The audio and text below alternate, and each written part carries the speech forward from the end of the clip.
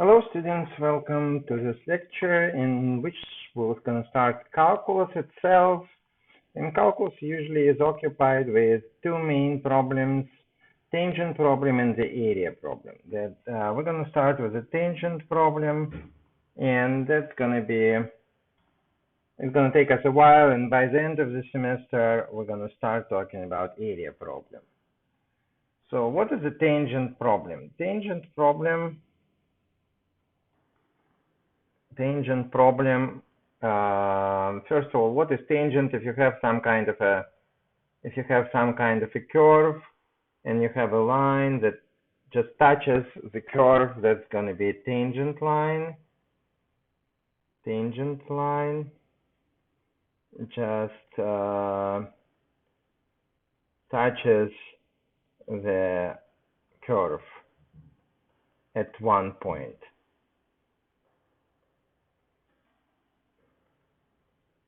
And we also can have a secant line. Secant line, let's use different color.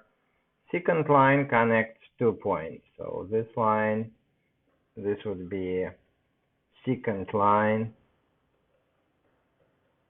Secant line connects 2 points. All right, so so that's introduction to the discussion. So let's look at the discussion itself. So what is the problem? The problem, just one of the examples that we can come up with, is if y is equal to x squared and we would like to find the equation, maybe an equation, because it could be in many forms, an equation of a tangent line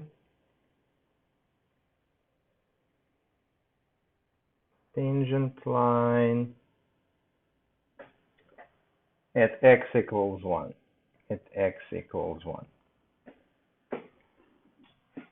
So basically, let's look at the picture that we can come up with.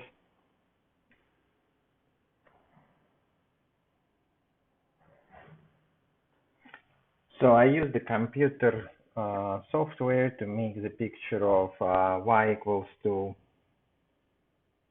x squared, and we're interested at the tangent line at x equals 1. So basically, if I go up over here, and we can create a line, a tangent line. Maybe we'll use just a thinner line. All right, so this is our tangent line that we would like to find. All right, so basically, what is the major, why it's a hard problem? Why it's a hard problem? Oh, because we only have two main tools pretty much. We have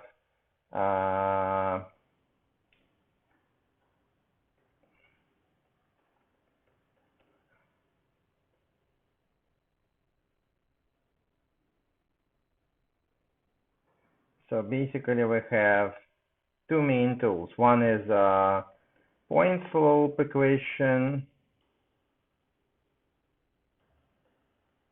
of a line, and we have slope intercept equation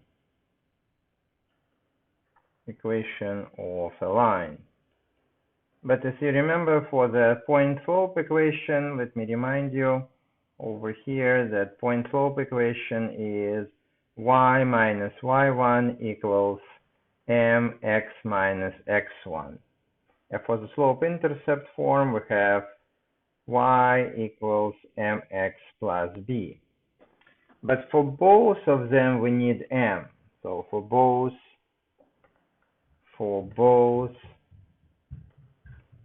we need to find the slope m. For both, we need to find the slope m. So, how do we find the slope m? And remember, slope m by definition was rise over run. So we need y2 minus y1 over x2 minus x1. And this implies we need 2 points. But we have only x equals 1, which implies that y equals 1 squared, which is equal to 1. So we have 1 and 1, which is this point over here, right? This point over here. Only 1 point. We have only 1 point. And that's why I put an exclamation point, meaning that's where the problem is. We need 2 points, but we only have 1. All right, so people were thinking about it and so suppose we can't really find the actual equation of the slope of the tangent line or equation of the tangent line, because if we know the slope, we can easily find the equation. For example, we'll use point slope equation to find it. So the main part is to find the slope. That's the main part. So people said, okay, we can't really find the actual equation, but let's be tricky. Let's be tricky. So let's say we're gonna step away.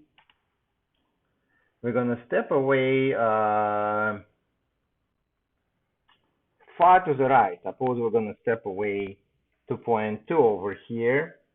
And what's going on at point 2? We can find this point over here with value 4. And if we create this secant line, between this point, which is 2 and 4, and if we continue it on, and this point 1 and 1, so if we find the slope of this line segment, it would be some kind of approximation to our slope of this tangent line. So we'll find the slope of the secant line, and we'll think of it as an approximation, very rough, because you can see there is a big distance between 2 lines over here, so it's very rough approximation, but it's something. So instead of having nothing, we'll have something. So let's do this out. So our task right now, find the slope of the secant line, connecting 1, 1 and 2, 4. So I'll call this slope rad m, and this rad m would be easy to calculate. So we'll take 4, we would subtract 1, just to remind you the formula, y2 minus y1 over x2 minus x1. This is y2, this is x2, this is x1, this is y1. All right, so let's do it. 4 minus 1 over 2 minus 1, so we have 3 divided by 1, so we get 3. Very, very, very rough approximation. Not really great. The next idea is, can we make this approximation better? Can we make it better? So basically, suggestion is, let's use a different color. So let's not go too far, because we went from 1 to 2, but let's be a little bit closer. Let's pick 1.5. So from 1.5, we'll draw a vertical line, and we'll try to calculate this quantity over here. So the x value will be 1.5, and for the y value, we would need to use some small calculator. So we would need to take 1.5, and we would need to square it. So it's 2.25. So we'll write it over here, 2.25. That's our approximation in green. So the question is, Can we find the slope in green? Again, we're going to use the same formula. Our x1, y1 would be still 1 and 1, but our x2 and y2 will be 1.5, 2.25. All right, this is quantities, so we do y2 minus y1 over x2 minus x1. So let's try to calculate that.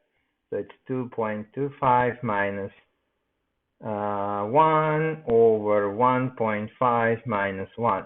So we have 2.25 over 0.5. All right, over 0.5.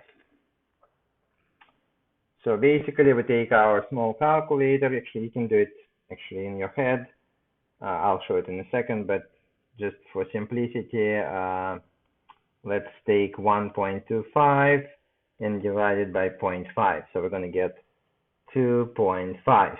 And I said you can do it in your head because 0.5 is just 1, 2, and dividing by reciprocal is dividing by a fraction is multiplying by reciprocal is multiplying by 2. So 1.25 times 2 is 2.5.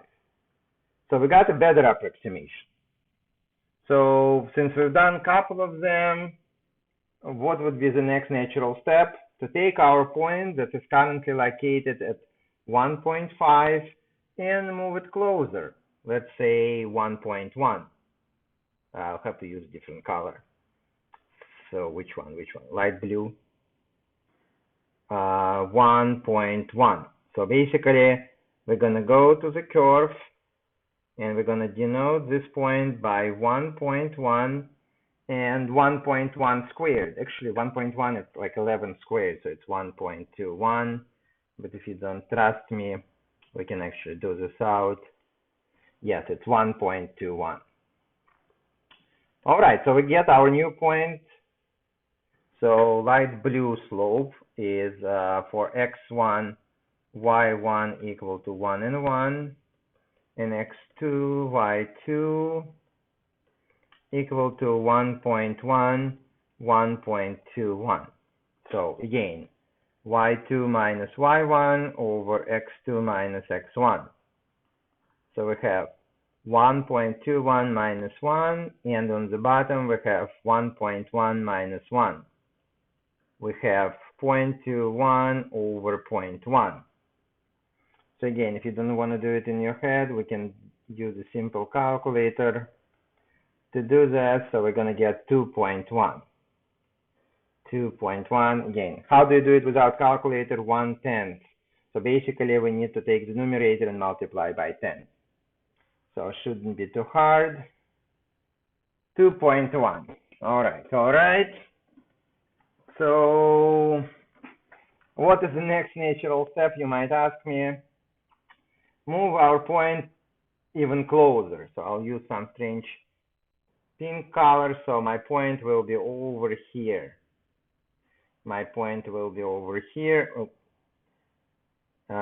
So you go to the curve. It's very hard to figure out, but the point we can figure out. 1.01 is the x value. 1.01 for the x, we square it, and we get this 1.021. So let's grab it from here and put it over here. All right, so it goes over here. So that's our new set of points. Slope in pink for x1, y1 equal to 1 and 1, and x2, y2 equal to 1.01, and I'll plug it in one more time here. That's the y value. So what would be the slope for the pink color? M will be y2 minus y1 over x2 minus x1. So we have 1.0201 minus 1 divided by 1.01 minus 1. So we have 0.0201 divided by 0.01. All right, so basically we have to multiply by 100, so it's going to be 2.01. 2.01. Maybe not really accurate, but let me fix it. 2.01. Again, if you don't trust me, just in case, we will use our calculator. 2.01. Okay, so we got an approximation, and now we're kind of close. If we want more accuracy, we can move even closer, like something like 1.01 move to 1.001.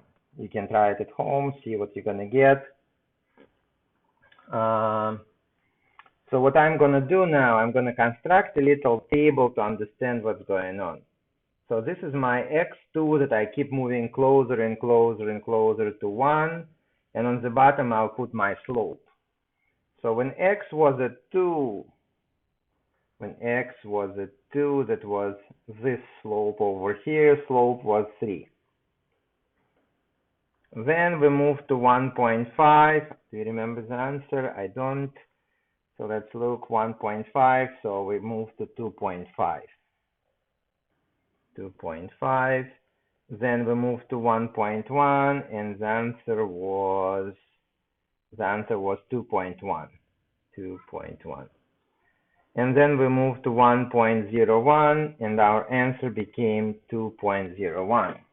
It looks like we go from 3 to 2.5 to 2.1 to 2.01. So if we would have to guess, what happens if we're so close to value 1, but we can't really be at 1? Why we can't be at 1? Because if we go directly to 1, we will end up again with the same type of problem that we had in the beginning. We only would have 1 point, and we wouldn't be able to construct the slope of the second line. So, but if you would have to guess, what number you would put over here? 3, 2.5, 2.1, 2.01, probably we would need one more, but we can kind of guess that the answer should be 2. All right. So natural extension would be to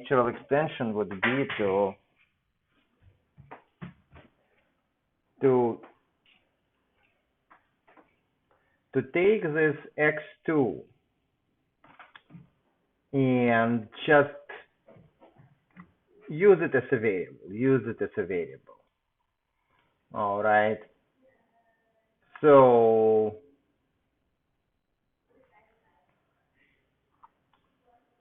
let's try to do this. And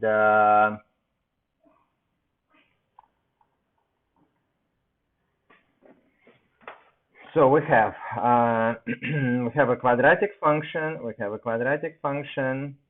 And we're only interested at this point 1, and this is point x2, and this is the original x1, which is 1.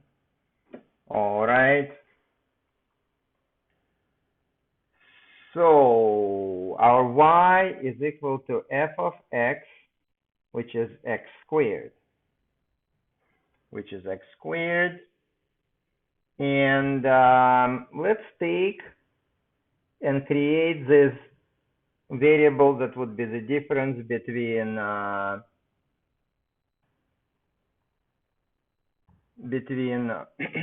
difference between x2 and x1. So what is x2 minus x1? As you remember, I already called it like this. I called it delta x. So that means we have to take x2 and subtract 1 from it, because x2 is moving around, it's not really fixed. So delta x will be x2 minus 1. So then let's look at the slope. The slope we can write as y2 minus y1 over x2 minus x1, and y2 minus y1 we can call delta y, and x2 minus x1 we can call delta x. As you remember, our original point was 1, 1, which was x1, y1. So for delta y we get y2 minus 1 divided by delta x. All right.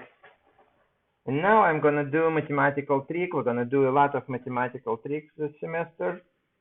So the trick consists of the following. I will try to think what y2 is. y2 is actually f of x2. And we remember that f of x2,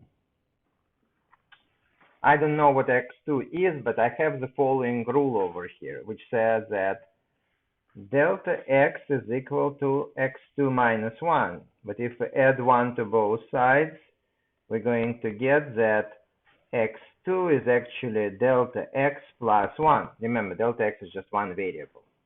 And that's what we're going to put over here. So we're going to calculate f of delta x plus 1. And our f function is x squared, right? Our f is equal to x squared. So we have delta x plus 1 quantity squared. So let's try to simplify this expression. So we'll use the formula for a plus b quantity squared. So we're going to get delta x squared plus 2 times delta x times 1 plus 1 squared. Which formula have I used, you might ask me? I use this formula. A plus b quantity squared, which is a squared plus 2 times a times b plus b squared. That's the formula that's very important this semester. All right, so let's continue simplification. So we get delta x quantity squared plus 2 times 1, which is 2 delta x, and 1 squared is 1. All right. So now we're going back where? We're going back over here. And we keep going and keep writing our slope, which is y2 minus 1 over delta x. All right, and we figured out y2. Here is our y2 value. Look, this is a y2 value. So move a little bit up. This is our y2. So we're going to take it and we're going to plug it in over here for y2. So let's put parentheses, put delta x quantity squared plus 2 delta x plus 1. So that was y2. Then this minus, then 1. And on the bottom we have delta x. On the bottom we have delta x. All right. So let's keep simplifying. Remove the parentheses. We have delta x squared plus 2 delta x plus 1 minus 1 over delta x. This positive 1 and negative 1 adds up to 0. So we have delta x squared plus 2 delta x divided by delta x. So to continue simplifying, we can notice that this delta x and this delta x is a common factor. So what we can do, we can factor delta x in the numerator, and we will be left with delta x because one of them is gone and one of them is still there. Then the plus, then 2. And on the bottom we have delta x. All right, so the question is, can we use this division over here? In order to explain this, I have to tell you that delta x cannot be 0, because if delta x would be 0, then we wouldn't step away from point 1 and we would have only 1 point. So in order to create the second point, we have to make a tiny, tiny step to the right. So that means delta x is not 0. And if delta x is not 0, we can divide by it. So finally, we have delta x plus 2. delta x plus 2. So now, what was delta x? Delta x was such a tiny step to the right, remember. We wanted to move just tiny bit away from original point x1. So this number is very close to 0. It's not 0, but it's such a tiny number that it doesn't really affect this number 2 when we add it. Conclusion. We can say that m is approximately number 2. Right? M is approximately number 2. And that was our original guess. If you go back to the table, we guessed it over here. And here we did a lot of hand waving, but we kind of showed that the slope has to be 2. No matter how small of a step you take to the right, you will be very close to 2. This delta x will be the difference between 2 and the actual answer. So probably that's a good place to stop. So we continue on with this idea in the next lecture.